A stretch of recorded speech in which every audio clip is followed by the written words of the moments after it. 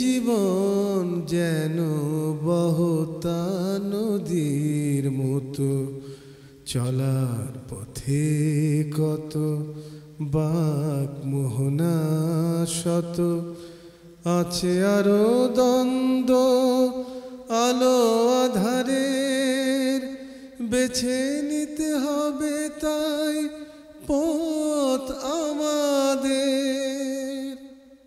আসসালামু আলাইকুম প্রিয় দর্শক, আপনারা যারা দেশে আছেন প্রবাসে, সবাইকে জানাই অনেক অনেক প্রীতি ও শুভেচ্ছা। শুরু হলো এনটিভি আয়োজিত এবং লাভ হলো নিবেদিত টক শো আলোকপাত। আমাদের আজকের বিষয় নিদ্রা এবং জাগরণ। আপনাদের সাথে আছি আমি জয়নুল আবেদিন আজাদ। আর আজকে আমাদের মাঝে অতিথি হিসেবে উপস্থিত আছেন ডক্টর মোহাম্মদ মতিউল ইসলাম। আসসালামু আলাইকুম ওয়া রাহমাতুল্লাহি ওয়া বারাকাতুহু। প্রিয় দর্শক, আজকের যে বিষয়, সেখানে দুটি শব্দ যুক্ত হয়েছে, নিদ্রা এবং জাগরণ। নিদ্রা আমাদের প্রিয় বিষয়, প্রয়োজনীয় বিষয়। জাগরণও আমাদের জন্য খুবই প্রয়োজনীয় বিষয় এবং ভালোবাসার বিষয়। আমাদের জীবনের সাথে এই দুটি শব্দ এবং শব্দের যে মর্ম, তা খুবই গুরুত্বপূর্ণ। যে সমাজ, যে জাতি এই নিদ্রা এবং জাগরণের তাৎপর্য উপলব্ধি করে, সে সমাজ, সেই জাতি অবশ্যই প্রগতির পথে, উন্নতির পথে এগিয়ে যাবে। কিন্তু প্রশ্ন হলো, অতি পরিচিত এই যে দুইটি শব্দ, নিদ্রা এবং জাগরণ, সেটাকে যথাস্থানে রেখে আমরা কতটা উপলব্ধি করছি? এ বিষয়ে কি মহান স্রষ্টার কোনো নির্দেশনা আছে? মহান স্রষ্টার যে রাসূল, তিনি কি আমাদের কিছু বলেছেন? এবং তার যে জীবনযাপন, সেখানে নিদ্রা এবং জাগরণ কিভাবে বাঙ্ময় হয়েছে, নিদ্রা এবং জাগরণের কি শৃঙ্খলা তার জীবনে প্রতিষ্ঠিত হয়েছে, সে বিষয়ে আমরা কতটা জানি? আজকের আলোচনায় হয়তো আমরা অনেক কিছু বলতে পারবো না, সংক্ষিপ্ত সময়ে আমরা শুরু তো করতে পারবো। আসুন আমরা শুরুর কাজটা করি। শুরুতেই ডক্টর মতিউল ইসলাম, আপনার কাছে জানতে চাইব, যে আমরা নিদ্রা এবং জাগরণের কথা বললাম, মানব জীবনে এটার গুরুত্ব সম্পর্কে। বিসমিল্লাহির রহমানির রহিম। আলহামদুলিল্লাহ, আসসালাতু ওয়াসসালামু আলা রাসূলিল্লাহ ওয়া বা'দ। সুবহানাল্লাহ, আল্লাহর প্রশংসা করতে হয়। এই নিদ্রা এবং জাগরণ এই বিষয়টা নিয়ে এসেছেন আপনি, এটা কোরআনের কথা নিয়ে এসেছেন আপনি। কোরআন একাডেমি অনেক জায়গায় আল্লাহ তাআলা সময়ের কথা বলেছেন, বিশেষ করে নিদ্রার কথা। সূরা নাবার মধ্যে আল্লাহ তাআলা বলেছেন, ওয়াজআলনা নাওমাকুম সুবাতা ওয়াজআলনা লাইলা লিবাসা ওয়াজআলনা নাহারা মাআশা। দুটি চলে এসেছে এখানে। তোমাদের ঘুমকে করেছে আরামদায়ক। আমরা দুর্বল, মানুষকে দুর্বল করে সৃষ্টি করেছেন, আমাদের নিদ্রার প্রয়োজন আছে। আল্লাহ তাআলা হলো তিনি সকল ত্রুটি থেকে মুক্ত, তার কোনো নিদ্রা নেই। ওইটাও তার কথাও বলেছেন আর আমাদের কথাও বলেছেন, আমাদের সীমাবদ্ধতার কথা বলেছেন। লা তাখুযুহু সিনাতুন ওয়ালা নাওম। তন্দ্রা এবং নিদ্রা কোনো কিছু স্পর্শ করে না, কারণ প্রয়োজন নেই। এটা কমতি, আমাদের মধ্যে কমতি আছে, বুঝে আমরা দুর্বল, আমাদেরকে ঘুমাতে হবে। এই জন্য রব তিনি ঘুমাবার রাতের কথা তো বলেছেনই, ওয়াজআলনা আল-লাইলা লিবাসা, রাত্রে করেছি আবরণ। আর ঘুমের জন্য ওই টাইমটাই আল্লাহ তাআলা রাতকে আসলে ঘুমের জন্য তিনি করেছেন। তো তিনি বলতেছেন সূরা নাবার মধ্যে, ওয়াজআলনা নাওমাকুম সুবাতা, আমি তোমাদের ঘুমকে করেছি আরামদায়ক। ঘুমালে তোমরা বিশ্রাম নিলে তোমাদের যে দুর্বলতা, এটা কেটে যাবে। এটা মানুষের জন্য আল্লাহ তাআলা তিনি কোরআনে কারিমে সূরা নাবাতেও বলেছেন। সূরা ফুরকানের মধ্যে আল্লাহ তাআলা বাবা আলোচনা করেছেন। অহুয়াল্লাযী জাআলা লাকুমুল লাইলা লিবাসা, আল্লাহর কোরআন তো, তিনি এখানে বলতেছেন তোমাদের জন্য তিনি রাতকে করেছেন। ওই লেবাসের অর্থ এখানে আবরণ বলবো আর কি। লেবাস মানে পোশাক, তার মানে অন্ধকার হয়, অন্ধকারের মধ্যে একটা আচ্ছাদন, আচ্ছাদন যেটা মানে ঘুমের জন্য যেটা খুবই উপযুক্ত। ওয়ান নাওমা সুবাতা, এখানে বলেছেন না ঘুমকে করেছি আরামদায়ক। তারপর তিনি বলেছেন ওয়াজআলনা নাহারা নুশুরা, আর দিনকে করেছি, ওই জাগরণের কথা বলেছেন। দিনে ঘুমাবে না, ঘরের মধ্যে বসে থাকবে না, ছড়িয়ে পড়বে আল্লাহর জমিনের মধ্যে।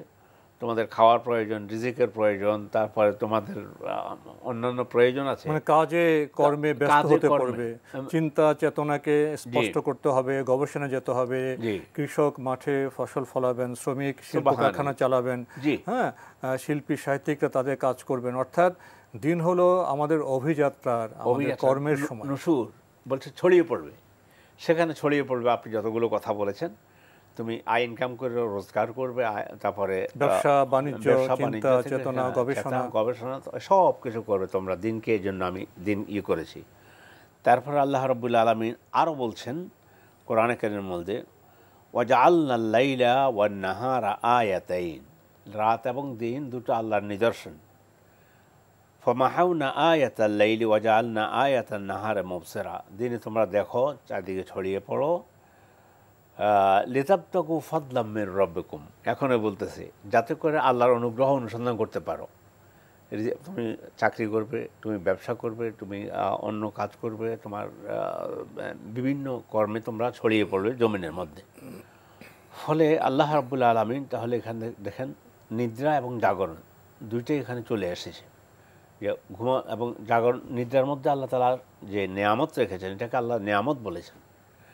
সেই নিয়ামত রাতে ঘুমানো, কিন্তু এবং আর দিন হলো আমাদের কর্মব্যস্ত থাকবো আমরা। ইন্নাল্লাহ কাফিন নাহার সাবাহান তাওয়িলা, রাসূল সাল্লাল্লাহু সূরা মুজাম্মিলের মধ্যে আল্লাহ বলছেন, এখানে সাবাহান শব্দের অর্থ সাবাহান তাওয়িলা মানে তুমি দিনে কর্মব্যস্ত থাকবে। সে কর্মব্যস্ততার মধ্যে রাসূলের কর্মব্যস্ততা ছিল দাওয়াত দান করা, ইসলামের প্রতি আহ্বান করা, মানুষকে বোঝানো, এরপরে আরও যত কিছুই হোক। দিনকে করেছি কর্মব্যস্ত, আর রাতকে করেছি আরামের জন্য, মানে সুনিদ্রা। আপনি নিদ্রা এবং জাগরণ সম্পর্কে মৌলিক কিছু কথা আপনি বললেন, এবং রাতের নিদ্রা আমাদের যে মানবিক সীমাবদ্ধতা সেটা কাটিয়ে ওঠার জন্য নিদ্রার মাধ্যমে আমরা আবার নতুনভাবে কর্মচঞ্চল হওয়ার যে যোগ্যতা সেটা অর্জন করি। এবং দিন হলো কর্মব্যস্ততার, দিনের আলোতে আমরা ছড়িয়ে পড়ব, পৃথিবীতে আমাদের রিজিক আমরা অন্বেষণ করব।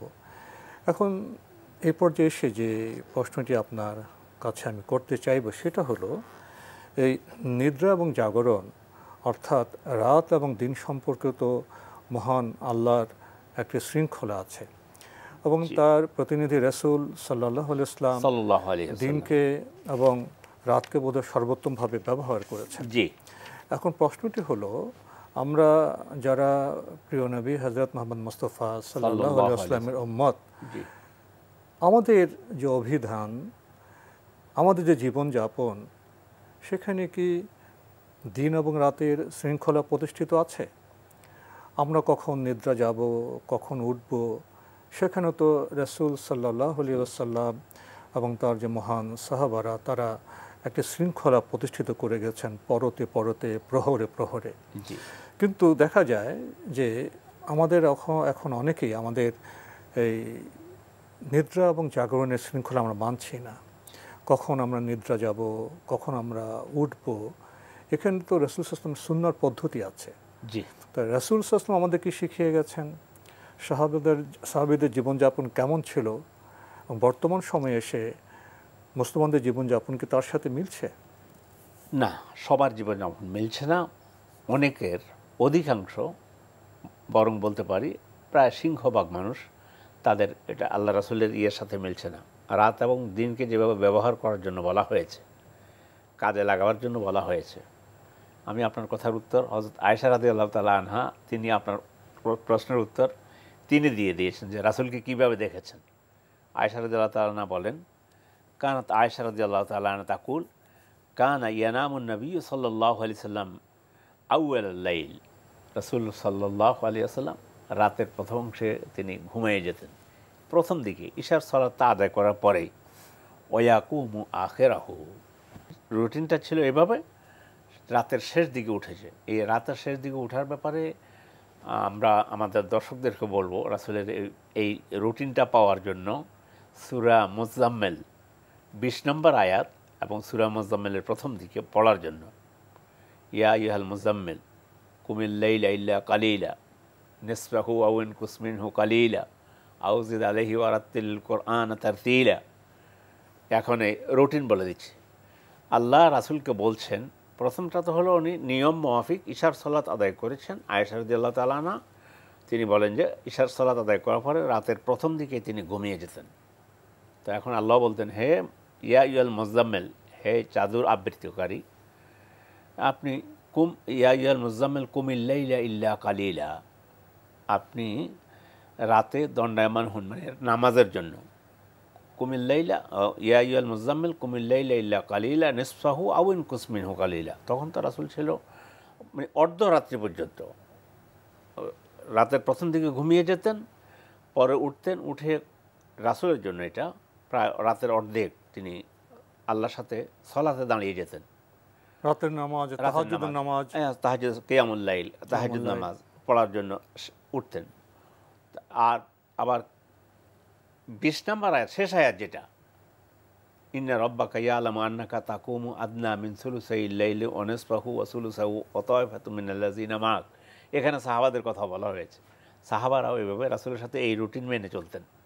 সেই রুটিন ছিল শেষ ২০ নম্বর আয়াত যেটা বলছে সূরা মুজাম্মিলের, যে ইন্না রাব্বাকা ইয়ালাম, আপনার রব জানে, আন্নাকা তাকুমু আদনা মিন সুলুসাইল লাইল, আপনি 2/3 কম, মানে 2/3 প্রায় বা কাছাকাছি, এটা আপনি আল্লাহর ইবাদতে মানে রাতকে যাপনের একটি শৃঙ্খলা তিনি আমাদের দেখিয়ে গেছেন। আমরা তো ফজর নামাজের আগে আজান শুনতে পাই। জি, সে আজানের মধ্যে একটা অতিরিক্ত বাক্য আছে, আসসালাতু খায়রুম মিনান নাওম, নিদ্রার চাইতে, ঘুমের চাইতে নামাজ ভালো, নামাজ উত্তম, নামাজ ভালো। জি জি, আজান তো ওহী। জি, আজানের যে প্রয়োগ, বাস্তবতা সালাত, সেটা তো নবী সাল্লাল্লাহু আলাইহি ওয়াসাল্লাম জীবন থেকে আমরা পেয়েছি। জি, বর্তমান সময়ের মুসলিম সমাজের চিত্রটা কেমন? জুম্মার নামাজে জি, মুসলমানের সংখ্যা বেশি, 5 ওয়াক্ত নামাজে তার সংখ্যা আরও কম। সবচেয়ে কম হলো ফজর নামাজ। ফজর সালাতের মধ্যে ফজর নামাজে মসজিদে গিয়ে যদি দেখা যায় 10, 20, 25 জন লোক, হয়তো তার সাথে থেকে বহু গুণ মানুষ তখন নিদ্রায় আছে। তাহলে রাসূল সাল্লাল্লাহু আলাইহি ওয়াসাল্লামের জাগরণের যে রুটিন, জাগরণের যে বার্তা, নির্দেশিকা, আযান, তা আমরা মানতে পারছি না। অর্থাৎ মুসলিম উম্মার এখন নিদ্রা এবং জাগরণের যে রুটিন, তা রাসূল সাল্লাল্লাহু আলাইহি ওয়াসাল্লাম রুটিনের সাথে দ্বান্দ্বিক। আমরা কখন ঘুম যাই? এই ডিজিটাল যুগে দেখা যায়, যখন রাসূল সাল্লাল্লাহু আলাইহি ওয়াসাল্লামের ঘুমের সময় হতো, তখন মধ্যে আমাদের সন্ধ্যা শুরু হয়, আমরা আসি, গল্প করি, টেলিভিশন দেখি, মোবাইল চর্চা করতে করতে রাত 10টা, 11টা, 12টা। আর টেলিভিশন তখন 24 ঘন্টা চলে। জি, এবং অনেক গুরুত্বপূর্ণ অনুষ্ঠান তো রাত 12টা, 12:30 দিয়ে শুরু হয়। তখন তো রাসূল সাল্লাল্লাহু আলাইহি ওয়াসাল্লাম যে রুটিন, সেই রুটিন অনুযায়ী তখন তো আমাদের নিদ্রা যাওয়ার কথা। জি, তো দেখা যাচ্ছে আমরা ঘুমটা সঠিক সময়ে যাই না, সঠিক সময়ে উঠতে পারি না। তাহলে রাসূল সাল্লাল্লাহু আলাইহি ওয়াসাল্লামের জীবনযাপনের সাথে, লাইফ স্টাইলের সাথে আমাদের লাইফ স্টাইলে একটা দ্বন্দ্ব সৃষ্টি হয়েছে। এই দ্বন্দ্ব সৃষ্টি করে আমরা কতটা মুসলিম থাকতে পারবো, আমাদের স্বাস্থ্য কতটা ঠিক থাকবে। এখনকার যারা সেকুলার গবেষক, ডাক্তার, তারাও বলছেন ঘুমের উত্তম সময় হলো 10টা থেকে 2টা পর্যন্ত। তো আমরা তো ঘুম যাই 2টার পরে অনেকেই। এই যে আমাদের দ্বন্দ্ব, এই দ্বন্দ্ব থেকে আমরা কি উপকৃত হচ্ছি? এই দ্বন্দ্বের থেকে আমরা কতটা সঠিক মুসলিম হতে পারবো? এটাই বলেছেন, চমৎকার কথা বলেছেন।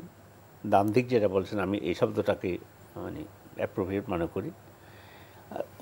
আয়েশার হাদিস থেকে বললাম, রাসূল রাতের প্রথম দিকে ঘুমিয়ে যেতেন। এরপরে রুটিনটা এমন ছিল, রাতের শেষ ভাগে উঠতেন, উঠে সালাতুত তাহাজ্জুদ আদায় করতেন। আদায় করার পরে একটুখানি তিনি ঘুমাতেন না, আর আজান হতো। এমন এমন সময়ে উনি রাতের সালাত কিয়ামুল লাইল শেষ করেছেন, করার পরে এরপরে আসসালাতু খায়রুম মিনান নাওম ডাক এসেছে, এরপর তিনি ফজর সালাতে যেতেন। ফজর সালাতে গিয়ে ফজর সালাত আদায় করতেন। আদায় করার পর একটুখানি মসজিদে তিনি অবস্থান করতেন, একটু রেস্ট নিতেন, বসে থাকতেন, আল্লাহকে স্মরণ করতেন। এরপরে সালাতুদ দোহা আদায় করতেন। এরপরের বাকি দিনটা আল্লাহ তাআলা ওনাকে বলেছেন ইন্নাল্লাহ কাফিন নাহার সাবহান তবইলা, রাতে আপনার দিনে আপনার কর্মব্যস্ত থাকবেন আপনি। তো আমরা যেটা বলেছেন যে আমাদের জীবনটা একেবারে সম্পূর্ণ রাসূলের সুন্নাহর পরিপন্থী আমাদের জীবনটা চলছে। এমন হচ্ছে যে রাত 1টা পর্যন্ত টেলিভিশন দেখলো, তারপরে গিয়া ওই যে আসসালাতু খায়রুম মিনান নাওম তো দূরেই থাক, সে তখন ওই ঘুম থেকে ওঠার জন্য কি করে, অ্যালার্ম, যেটা আর কি অ্যালার্ম ঘড়িটা ব্যবহার করে, মোবাইল আছে এখন, সেটা করে যে উনি 9টার সময় অফিস, 9টায়, 8টার সময় ঘুম থেকে উঠবে।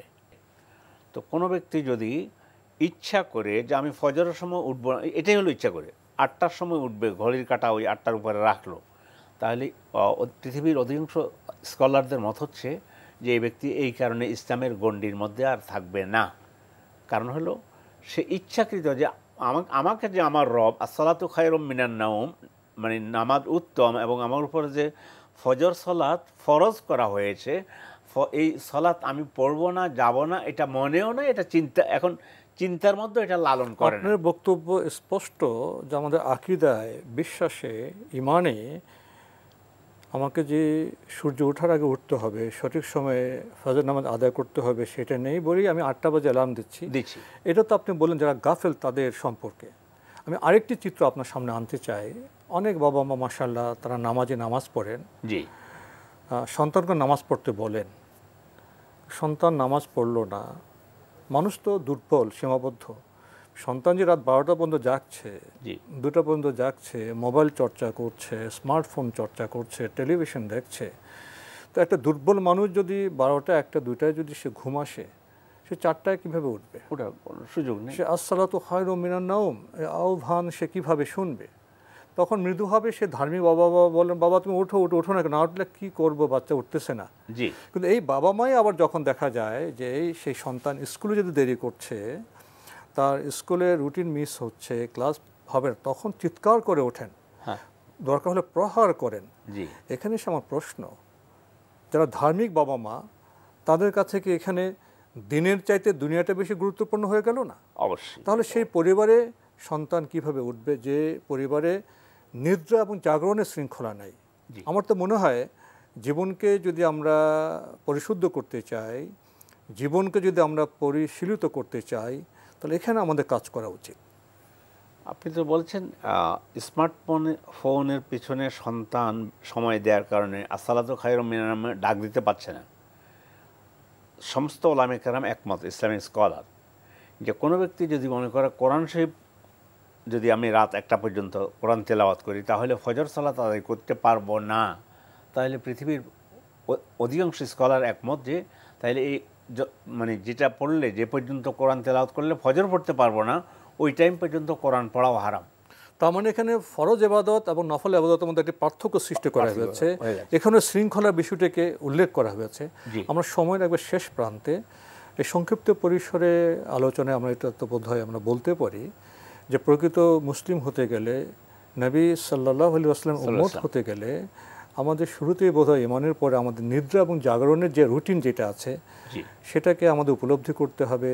ব্যক্তিগত আচরণে, পারিবারিক জীবনযাপনের শৃঙ্খলায় সেটাকে প্রতিষ্ঠিত করতে হবে। যদি এই বিষয়ে আপনি শেষে 2-1 বাক্যে কিছু বলতেন। আমি শুধু এটুকুই বলবো, আল্লাহ রাসূলকে অনুসরণ করুন। আল্লাহ তাআলা নিদ্রার কথা বলেছেন, নিদ্রাকে নেয়ামত বলেছেন। এই নেয়ামত যদি মানে নেয়ামতের মধ্যে রাখতে হয়, তাহলে নিদ্রাকে রুটিনের মধ্যে নিয়ে আসতে হবে।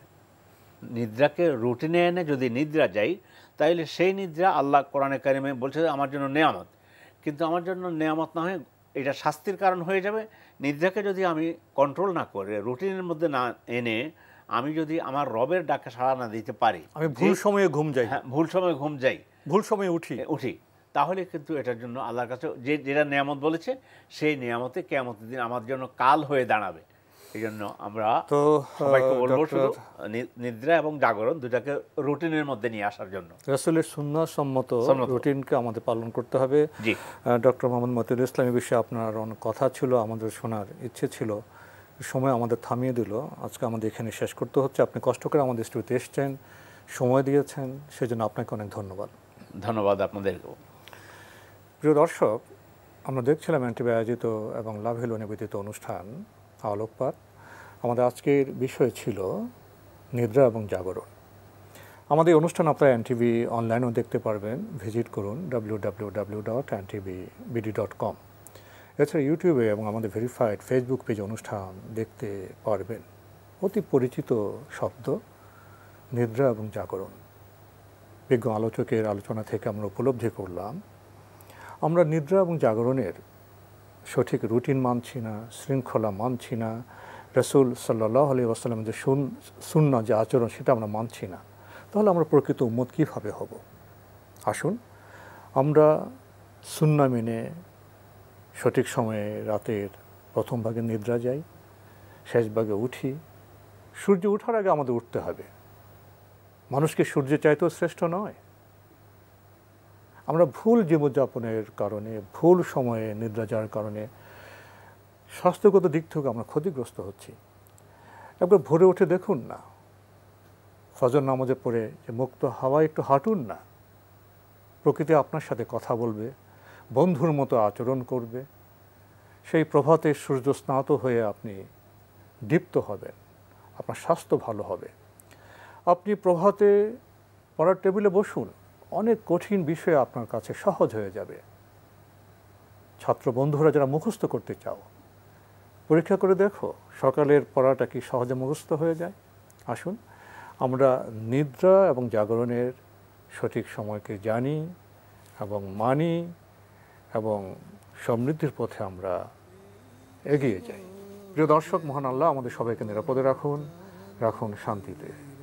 আসসালামু আলাইকুম। চলার পথে কত বাক মোহনা শত, আছে আরো দ্বন্দ্ব আলো আধারের, বেছে নিতে হবে